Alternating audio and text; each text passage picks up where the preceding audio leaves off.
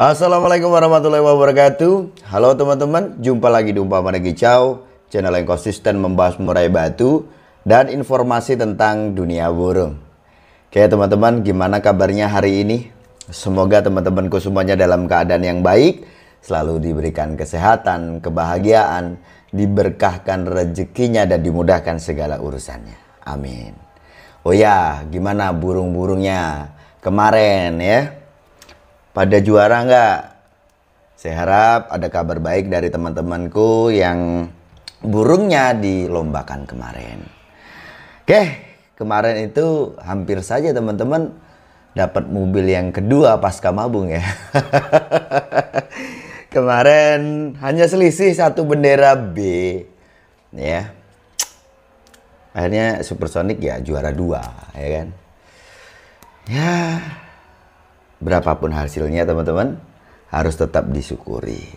Tapi dengan seperti ini paling tidak saya bisa mempertahankan si Supersonic ya untuk kerja dengan stabil.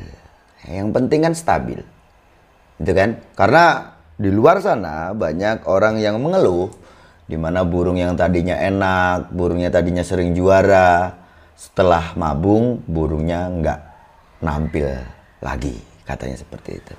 Oke, sebelum mabung Supersonic ini pokoknya keluar pertama langsung ke apa? Ke tiket-tiket besar ya, ke tiket-tiket yang price list, kelas utama lah ya. Dan dari sejak awal Supersonic keluar itu sudah langsung diberi tantangan lah ya untuk berdampingan dengan burung-burung nasional. Ya, alhamdulillah pasca mabung awal saya coba di SPM Cup juara 1-2 kali ya. Terus ya minggu sebelumnya kan dapat motor dan mobil ya. Kemarin itu hampir lagi itu kan ya dapat mobil, kurang sadus katanya.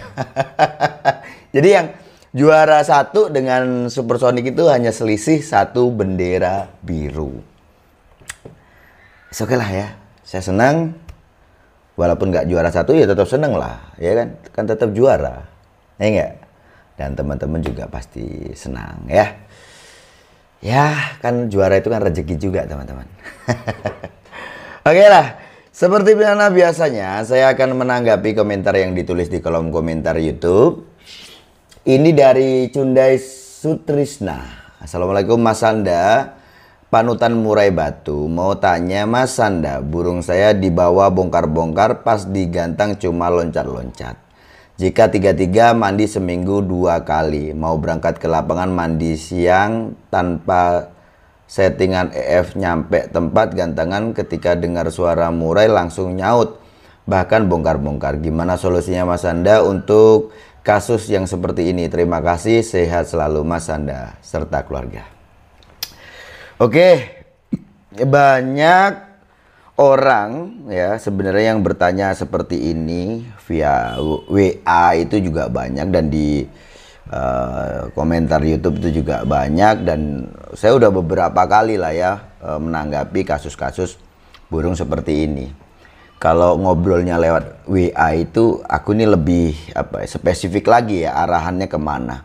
Cuma rata-rata orang yang burungnya dengan kasus seperti ini, mereka pasti menebak bahwa burungnya ini termasuk adalah burung yang mungkin bisa dangkal birahinya dan juga dangkal emosinya.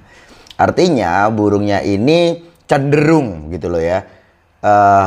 Dia lompat-lompat ini mungkin dianggap burungnya terlalu emosi, terlalu birahi. Akhirnya mereka mengambil keputusan untuk memangkas jumlah EF-nya. Oke lah, is oke. Jangkrik 33 untuk harian oke.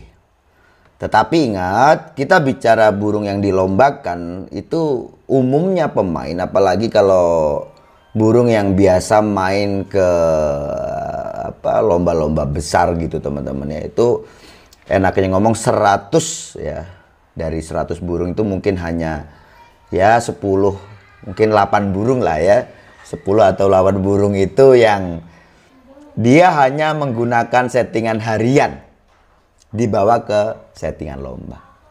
Jadi enaknya ngomong itu kebanyakan burung-burung yang memang main dengan kelas-kelas besar seperti itu, rata-rata memang rawatannya lebih spesifik lagi, karena targetnya apa? Burung itu bukan hanya bagus, bukan hanya kerja, tetapi bagaimana burung itu bisa kerja dengan maksimal, dengan top perform.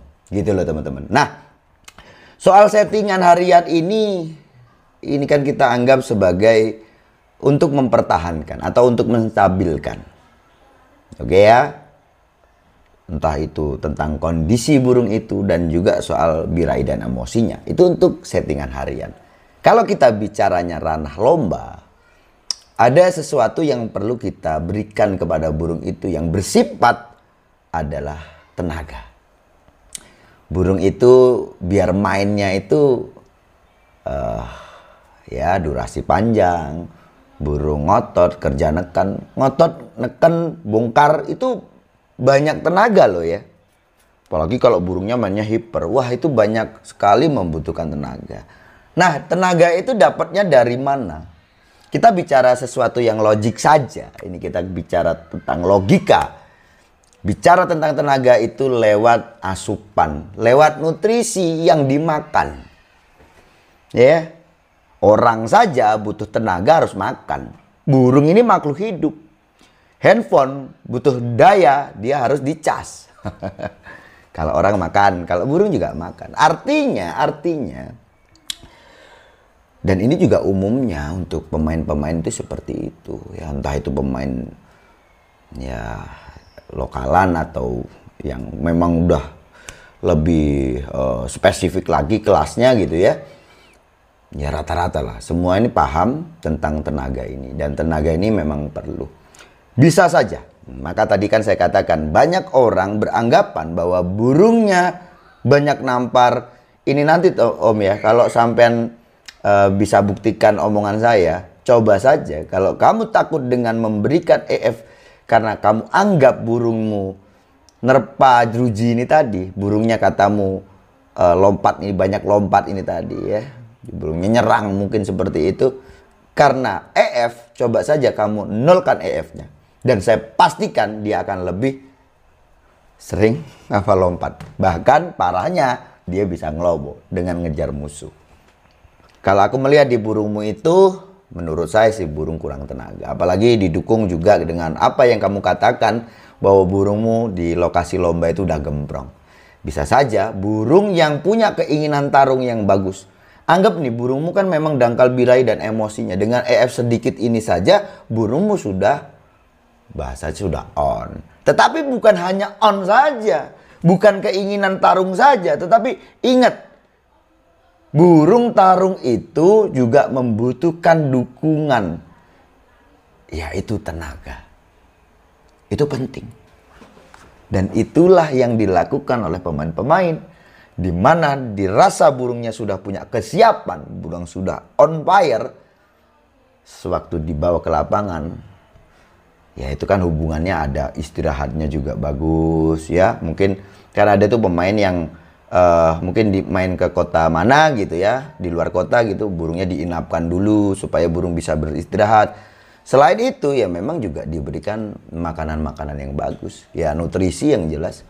Dan nutrisi kamu pasti tahu lah apa sih yang dikatakan nutrisi itu tadi ya.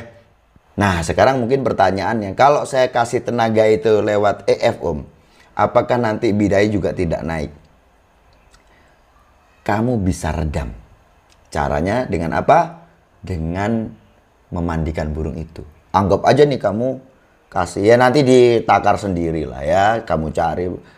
Burung bisa bagus itu begitu loh teman-teman. Harus cari, harus digali settingannya ya. Enaknya pasnya bagaimana. Gitu loh ya. Kamu cari. Paling enggak kamu kan sudah tahu bahannya nih. Diberikan berapa dan kapan waktu pemberiannya. Ya, umumnya pemain ini kan biasanya mulai dari H-3 sampai H-lomba. Nah, nanti kamu coba dikasih H-3 sampai H-lomba itu bagaimana.